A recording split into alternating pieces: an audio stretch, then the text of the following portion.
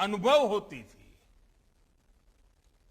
बीते 6-7 सालों से उनको दूर करने की निरंतर कोशिश की जा रही है। और हम सबको मालूम है, हमारा संविधान के तहत जो फेडरल स्ट्रक्चर की व्यवस्था है, उसमें हेल्थ ये राज्य का विषय है, राज्य की जिम्मेवारी है। लेकिन मैं राज्य का मुख्यमंत्री रहा लंबे समय तक, तो क्या कठिनाइयां हैं वो मुझे मालूम थी।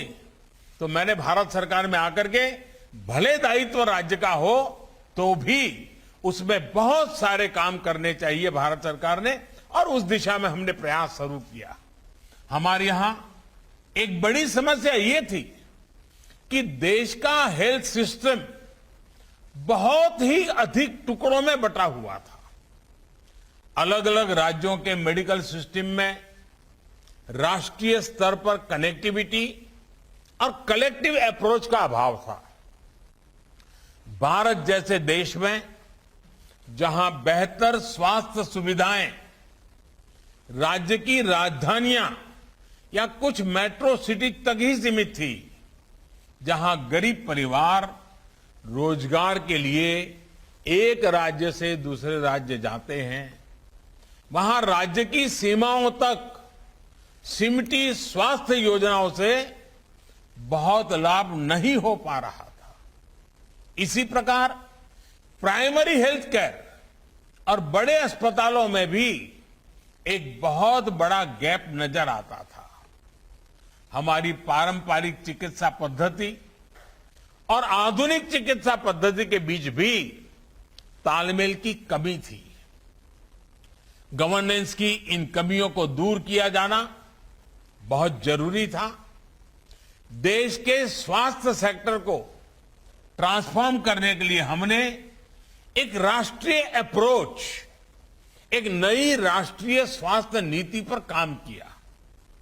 स्वच्छ भारत अभियान से लेकर आयुष्मान भारत और अब आयुष्मान भारत डिजिटल मिशन तक, ऐसे अनेक प्रयास इसी का हिस्सा है। 2000 से बढ़कर 4000 से ज्यादा हुई हैं। पीजी सीटें राजस्थान में 1000 से भी कम थी।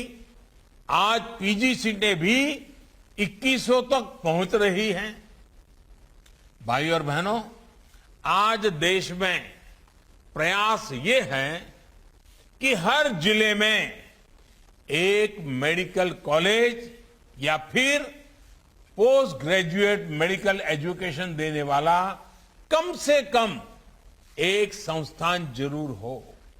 इसके लिए मेडिकल शिक्षा से जुड़ी गवर्नेंस से लेकर दूसरी नीतियां, कानूनों, संस्थानों में बीते वर्षों के दौरान बड़े रिफॉर्म्स किए गए हैं। हमने देखा है कि पहले जो medical council of India MCI थी, किस तरह उसके फैसलों पर सवाल उठते थे, भांति भांति के आरोप लगते थे। पार्लियामेंट में भी घंटों उसकी बहस होती थी। पारदर्शिता के विषय में सवालिया निशान आते थे। इसका बहुत बड़ा प्रभाव देश में मेडिकल शिक्षा की क्वालिटी और हेल्थ सर्विसेज की डिलीवरी पर पड़ा रहा। बरसों से हर सरकार सोचती थी कुछ करना चाहिए, बदलाव करना चाहिए, कुछ निर्णय करना चाहिए, लेकिन नहीं हो पा रहा था। मुझे भी ये काम करने में बहुत मुश्किलें आई। संसद में पिछली सरकार के समय करना चाहता था, नहीं कर पाता था। इतने ग्रुप, इतने बड़े अड़ंगे डालते थे, बड़ी मुसीबतों से आखिरकार हुआ। हमें भी इसे ठीक करने के लिए बहुत मशक्कत करनी पड़ी है। अब इन व्यवस्थाओं का दायित्व नेशनल मेडिकल कमीशन के पास है। इसका बहुत बेहतर प्रभाव देश के हेल्थ केयर, ह्यूमन रिसोर्स और हेल्थ सर्विसेज पर दिखना शुरू हो गया है।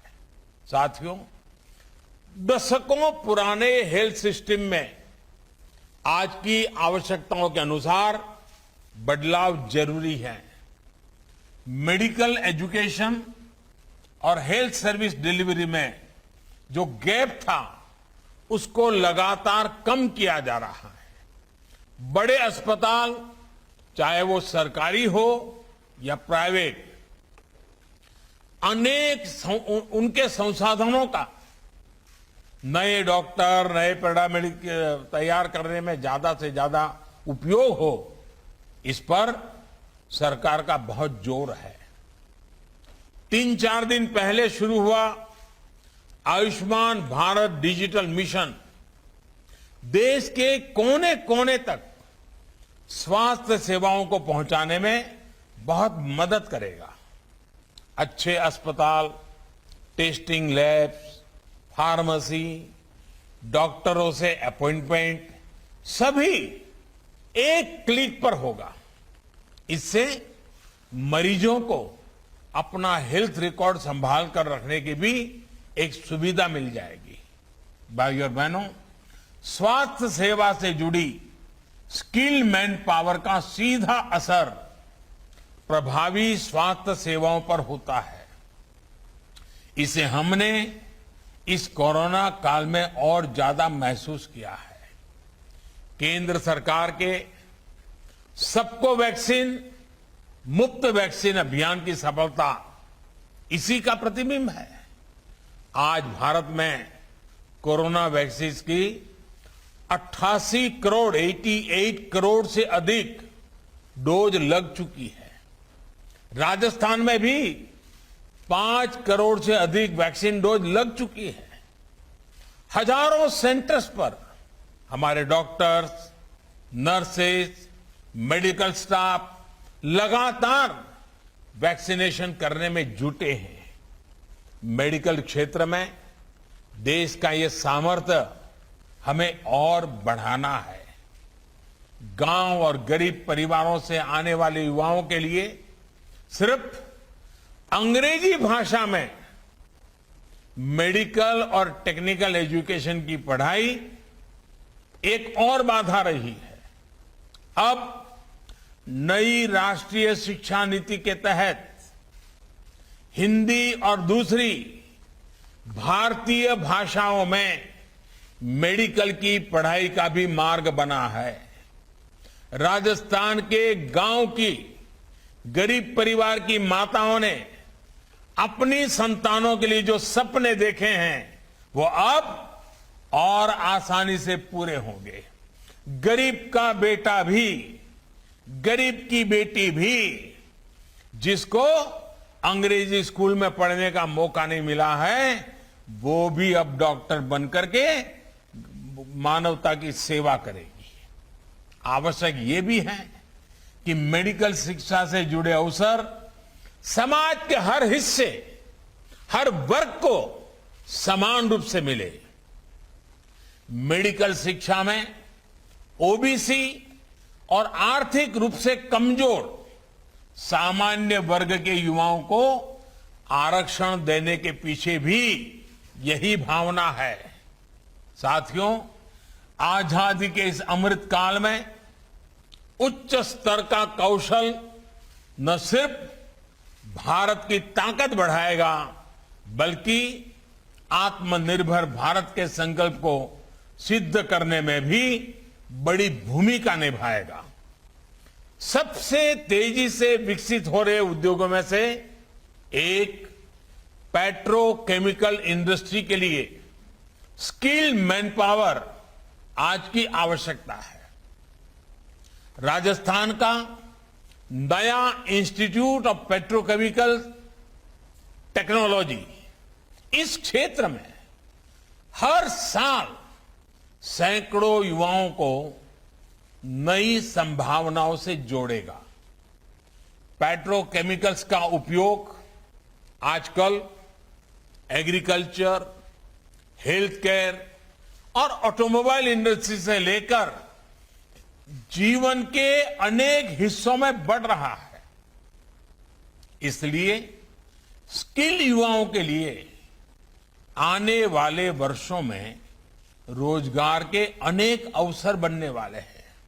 साथियों, आज जब हम इस पेट्रोकेमिकल संस्थान का उद्घाटन कर रहे हैं तो मुझे 13-14 साल पहले के वो दिन भी याद आ रहे हैं जब गुजरात के मुख्यमंत्री के रूप में गुजरात में हमने पेट्रोलियम यूनिवर्सिटी के आइडिया पर काम शुरू किया था। तब कुछ लोग इस आइडिया पर हंसते थे कि आखिर इस यूनिवर्सिटी की जरूरत क्या है, यह क्या कर पाएगी, इसमें पढ़ने के लिए छात्र छात्राएं कहां से आएंगे। लेकिन हमने इस आइडिया को ड्रॉप नहीं किया। राजधानी गांधीनगर में जमीन तलाशी गई और फिर Pandit Deendayal petroleum university PDPU इसकी शुरुआत हुई। बहुत ही कम समय में PDPU ने दिखा दिया है कि उसका सामर्थ्य क्या है। पूरे देश के विद्यार्थियों में वहां पढ़ने की होड़ लग गई। अब इस यूनिवर्सिटी के विजन का और विस्तार हो चुका है। अब ये Pandit Deendayal energy university PDEU के रूप में जानी जाती है। इसी तरह के संस्थान अब भारत के युवाओं को क्लीन एनर्जी के लिए, इनोवेटिव सॉल्यूशंस के लिए आविष्कार का मार्ग दिखा रहे हैं, उनकी एक्सपर्टीज बढ़ा रहे हैं। साथियों, बाड़मेर में राजस्थान रिफाइनरी प्रोजेक्ट पर भी तेजी से काम जारी है। इस प्रोजेक्ट पर 70,000 करोड़ रुपए से ज्यादा का निवेश किया जा रहा है। इंस्टीट्यूट ऑफ पेट्रोकेमिकल टेक्नोलॉजी से पढ़कर निकलने वाले प्रोफेशनल्स के लिए ये प्रोजेक्ट बहुत से नए मौके बनाएगा। राजस्थान में जो सिटी गैस डिस्ट्रीब्यूशन का काम हो रहा है, उसमें भी युवाओं के लिए बहुत संभावनाएं हैं। 2014 तक राजस्थान के सिर्फ एक शहर में सिटी गैस डिस्ट्रीब्यूशन की मंजूरी थी। आज राजस्थान के 17 जिले सिटी गैस डिस्ट्रीब्यूशन नेटवर्क के लिए अधिकृत किए जा चुके हैं। आने वाले वर्षों में राज्य के हर जिले में पाइप से गैस पहुंचाने का नेटवर्क होगा। भाइयों और बहनों, राजस्थान का एक बड़ा हिस्सा रेगिस्तानी तो है ही, सीमावर्ती भी है। कठिन भौगोलिक परिस्थितियों के कारण हमारी माताएं बहनें बहुत सी चुनौतियों का सामना करती रही है। अनेक वर्षों तक मैं राजस्थान के दूर दराज के क्षेत्रों में आता जाता रहा। मैंने देखा है कि शौचालय, बिजली और गैस कनेक्शन के अभाव में माताओं बहनों को कितनी मुश्किलें आती थी। आज गरीब से गरीब के घर शौचालय, बिजली और गैस का कनेक्शन पहुंचने से जीवन बहुत आसान हुआ है। पीने का पानी तो राजस्थान में एक प्रकार से आए दिन माताओं बहनों के धैर्य की परीक्षा लेता है। आज जल जीवन मिशन के तहत राजस्थान के 21 लाख से अधिक परिवारों को पाइप से पानी पहुंचना शुरू हुआ है। हर घर जल अभियान राजस्थान की माताओं, बहनों, बेटियों के पैरों में जो सालों साल छाले पड़ते हैं, उन पर मरहम लगाने का एक छोटा पर ईमानदार प्रयास है।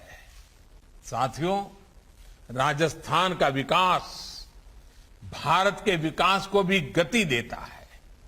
जब राजस्थान के लोगों को गरीब की, मध्यम वर्ग की सहूलियत बढ़ती है, उनकी ईज ऑफ लिविंग बढ़ती है, तो मुझे भी संतोष होता है। बीते 6-7 वर्षों में केंद्र की आवास योजनाओं के माध्यम से राजस्थान में गरीबों के लिए 13 लाख से अधिक पक्के घर बनाए गए हैं। पीएम किसान सम्मान निधि के तहत राजस्थान के 74 लाख से ज्यादा किसान परिवारों के बैंक खाते में लगभग 11,000 करोड़ रुपए सीधे किसान के खाते में ट्रांसफर हुए हैं। प्रधानमंत्री फसल बीमा योजना के तहत राज्य के किसानों को 15,000 करोड़ रुपए से अधिक का क्लेम भी दिया गया है। साथियों, बॉर्डर स्टेट होने के नाते कनेक्टिविटी और बॉर्डर एरिया डेवलपमेंट को प्राथमिकता का लाभ भी राजस्थान को मिल रहा है। नेशनल हाईवे का निर्माण हो, नई रेलवे लाइनों का काम हो, सिटी गैस डिस्ट्रीब्यूशन हो, दर्जनों प्रोजेक्ट्स पर तेजी से काम जारी है। देश के रेलवे को ट्रांसफॉर्म करने जा रहे डेडिकेटेड फ्रेट कॉरिडोर का भी बड़ा हिस्सा राजस्थान से और गुजरात से है। इसका काम भी नए रोजगार की अनेक संभावनाएं बना रहा है। भाइयों और बहनों, राजस्थान का सामर्थ्य पूरे देश को प्रेरणा देता है। हमें राजस्थान के सामर्थ्य को भी बढ़ाना है और देश को भी नई ऊंचाइयों पर पहुंचाना है। ये हम सबके प्रयास से ही संभव है। सबका प्रयास। ये आजादी के 75 वर्ष में हमने ये सबका मई प्रयास, इस मंत्र को लेकर के और ज्यादा ताकत से आगे बढ़ना है। भारत की आजादी का यह अमृत काल राजस्थान के विकास का भी स्वर्णिम काल बने, ये हमारी शुभकामनाएं हैं। और अभी जब मैं राजस्थान के मुख्यमंत्री जी को सुन रहा था तो उन्होंने एक लंबी सूची कामों की बता दी। मैं राजस्थान के मुख्यमंत्री जी का धन्यवाद करता हूं कि उनका मुझ पर इतना भरोसा है। और लोकतंत्र में यही बहुत बड़ी ताकत है। उनकी राजनीतिक विचारधारा पार्टी अलग है, मेरी राजनीतिक विचारधारा पार्टी अलग है, लेकिन अशोक जी का मुझ पे जो भरोसा है उसी के कारण आज उन्होंने दिल खोल करके बहुत सी बातें रखी हैं। ये दोस्ती, ये विश्वास, ये भरोसा, ये लोकतंत्र की बहुत बड़ी ताकत है। मैं फिर एक बार राजस्थान के लोगों का हृदय से अभिनंदन करता हूं, बहुत बहुत बधाई देता हूं। धन्यवाद। हम परम आदरणीय प्रधानमंत्री जी का और आप सभी महानुभावों का इस कार्यक्रम में सम्मिलित होने के लिए हृदय से धन्यवाद ज्ञापन करते हैं। बहुत बहुत धन्यवाद।